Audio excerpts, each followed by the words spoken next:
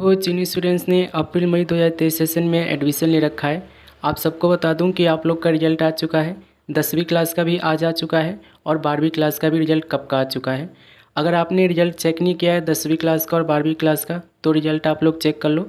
अब देखो आप लोग को मैं इस वीडियो में ये बताने वाला हूँ कि आप लोग को जो फॉर्मेटिव असेसमेंट के मार्क्स है वो आपको कैसे पता चलेगा, क्योंकि टीचर आप सबको बोल लेते हैं कि फाइनल रिजल्ट जब आपका आएगा तो उसी में आप लोग को फॉर्मेटिव असेसमेंट के मार्क्स मिलेंगे। तो अभी हम देख लेते हैं कि फॉर्मेटिव असेसमेंट के मार्क्स हमें मिले हैं कि नहीं मिले हैं। हमारे टीचर ने हमें फॉर्मेटिव असेसमेंट के मार्क्स से दिए हैं कि नहीं दिए हैं, ये हम कैसे पता कर सकते हैं इस वीडियो में जान लेते हैं।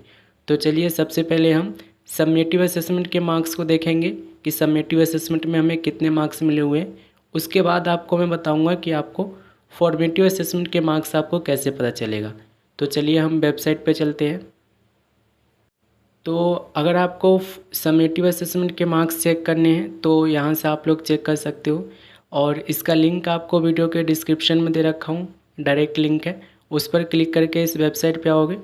यहाँ पर आपको फॉर्मेटिव असेसमेंट और समेटिव असेसमेंट दोनों के मार्क्स देखने को मिलेंगे। तो एक बार हम चेक करके देखते हैं कि अभी हमारा फॉर्मेटिव असेसमेंट का मार्क्स यहाँ पर शो हो रहा है कि नहीं हो रहा है। और अगर शो नहीं हो रहा है तो उस केस में हमें कैसे पता चलेगा कि हमें फॉर्मेटिव असेसमेंट के मार्क्स कितने हमें दिए हैं टीचर ने। तो यहाँ पर हम अपना रोल नंबर डालेंगे और डेट ऑफ बर्थ यहाँ से सिलेक्ट करेंगे। सबसे पहले हम समेटिव असेसमेंट के मार्क्स को देखेंगे। तो सबसे पहले हम समेटिव असेसमेंट के मार्क्स को देख लेते हैं।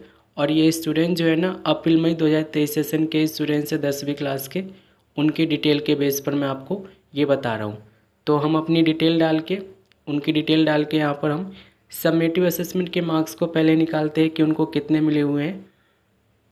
तो यहाँ पर आप देखोगे इनका समेटिव असेसमेंट का मार्क्स यहाँ पे दिख रहा है। साइंस एंड टेक्नोलॉजी में इनको 3 नंबर मिला हुआ है और योगा में इनको 20 नंबर मिला हुआ है। मैं आपको एक बार और दिखा दूँ तो यहाँ पर आप देखोगे ये एग्ज़ाम 2023 में ही दिए हैं, अप्रैल मई 2023 सेशन के स्टूडेंट्स हैं, और इनको समेटिव असेसमेंट के जो मार्क्स मिले हुए हैं 3 और 20। ठीक है, अब हम एक बार ये देख लेते हैं कि यहाँ पर हमारा फॉर्मेटिव असेसमेंट का मार्क्स यहाँ पे दिख रहा है कि नहीं दिख रहा है। तो उसे भी हम एक बार चेक कर लेते हैं। फिर से यहाँ पे डिटेल डालेंगे और इस बार हम असेसमेंट टाइप में समेटिव असेसमेंट की जगह फॉर्मेटिव असेसमेंट को सिलेक्ट करेंगे और सबमिट पे क्लिक करेंगे। तो जब हम फॉर्मेटिव असेसमेंट के मार्क्स को सिलेक्ट करके यहाँ पे देखने की कोशिश कर रहे हैं तो ऐसा ब्लर आ रहा है। अब देखो आपको घबराना नहीं है, एक और तरीका है जिससे आप पता कर सकते हो कि टीचर ने आपको फॉर्मेटिव असेसमेंट के मार्क्स दिए हैं कि नहीं दिए हैं, और दिए हैं तो कितने दिए हैं। तो उसके लिए जो अभी हमारा रिजल्ट आया ना 10वीं क्लास का इनका, हम उसमें देखेंगे कि उसमें ऐड होके आया है कि नहीं आया हुआ है, क्योंकि यहाँ पर तो दिख नहीं रहा है। तो वहाँ पर हम चेक कर लेते हैं। तो इनको जो समेटिव असेसमेंट में मार्क्स मिला था, इनको देखो योगा में 20 नंबर मिला हुआ था, ठीक है, प्रैक्टिकल एग्ज़ाम में, और साइंस एंड टेक्नोलॉजी में इनको 3 नंबर मिला हुआ था।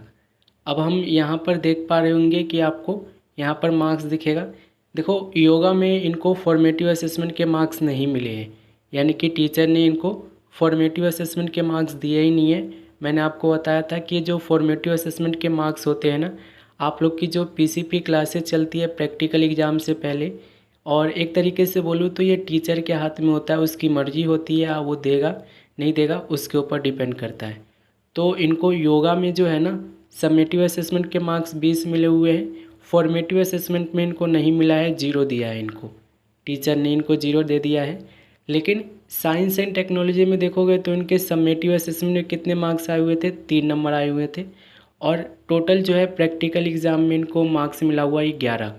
ठीक है, 3 और 8 11, यानी कि 8 नंबर इनको मिला हुआ है इनके समेटिव असेसमेंट के मार्क्स के अलावा फॉर्मेटिव असेसमेंट में। यानी कि टीचर ने इनको 8 नंबर दिया है साइंस एंड टेक्नोलॉजी में और 3 नंबर इनका फॉर्मेटिव असेसमेंट में, यानी कि समेटिव असेसमेंट में आया हुआ है। तो इस तरीके से ना आप लोग अपना चेक कर सकते हो कि आपको टीचर ने फॉर्मेटिव असेसमेंट के मार्क्स दिए हैं कि नहीं दिए हुए। क्योंकि देखो उस वाले वेबसाइट पे तो दिख ही नहीं रहा है कि फॉर्मेटिव असेसमेंट के मार्क्स आपके आए हैं कि नहीं आए हैं, ब्लर आ रहा है, कुछ आ ही नहीं रहा है। तो उस केस में क्या करना है कि आपको वहाँ से अपने समेटिव असेसमेंट के मार्क्स निकाल लेने हैं। जैसे कि इनका मैंने निकाला, साइंस एंड टेक्नोलॉजी में इनके 3 थे और योगा में इनको 20 नंबर मिला हुआ है। अब जब हम इनका रिजल्ट निकाले हैं तो योगा में इनके 20 ही है, ठीक है, यानी कि योगा में इनको फॉर्मेटिव असेसमेंट के मार्क्स नहीं मिले हैं। लेकिन साइंस एंड टेक्नोलॉजी में इनके समेटिव के कितने नंबर थे, 3। और यहाँ पे जो दिखा रहा है ना वो 11 दिखा रहा है, यहाँ पर आप देख पा रहे होंगे 11 दिखा रहा है, मीन्स कि 8 नंबर इनको फॉर्मेटिव असेसमेंट के मार्क्स मिले हैं, इनके टीचर ने दिया है। अगर आपको देखो फॉर्मेटिव असेसमेंट के मार्क्स नहीं मिले हैं तो उस केस में आपको अपने स्टडी सेंटर के टीचर से कांटेक्ट करना होगा कि उन्होंने क्यों नहीं दिया है, ठीक है। अब वही बात आ जाती है घूम फिर के कि आपने पैसे नहीं दिए होंगे या फिर क्लासेस आपने अटेम्प्ट नहीं करी होगी। क्योंकि देखो पीसीपी क्लासेस जो होती है ना आप लोग की, वो कंपलसरी होती है, 5 या 6 नंबर उसके मिलते हैं, ठीक है। हर सब्जेक्ट का अलग अलग होता है, वो आपको मिलते हैं और वो आपको टीचर देते हैं अपने मर्ज़ी से। उनकी मर्ज़ी है तो पूरे 5 दे देंगे, उनकी मर्ज़ी है तो 3 दे देंगे, उनकी मर्ज़ी है तो 0 लगा देंगे, ठीक है। तो फॉर्मेटिव असेसमेंट के मार्क्स जो है ना आपके टीचर के हाथ में होते हैं। अगर आपको नहीं मिला ना तो उनसे ही बात करनी पड़ेगी। और देखो अब कुछ हो नहीं सकता है, अब कुछ हो नहीं सकता है। आप ये मत सोचना कि उनसे बात करोगे तो वो अपडेट कर देंगे, अपडेट हो ही नहीं सकता है। तो जो नंबर आपके आए हैं ना उसमें आपको खुश रहना है। और देखो ये मेरे भाई जी है, छोटे भाई है हमारे, सारे सब्जेक्ट में इनको SYC मिला हुआ है, तो इनकी तो रिमांड कल खींचनी पक्की है। बाकी देखो इस तरीके से आप लोग देख लो अपना रिजल्ट को। मिलेंगे अगले वीडियो में ऐसे ही अपडेट के साथ। तो चैनल को सब्सक्राइब जरूर कर लेना। कुछ पूछना है तो कमेंट सेक्शन में बता देना, नहीं तो इंस्टाग्राम पे कांटेक्ट भी कर सकते हो मुझसे, ठीक है। तो मिलेंगे अगले वीडियो में।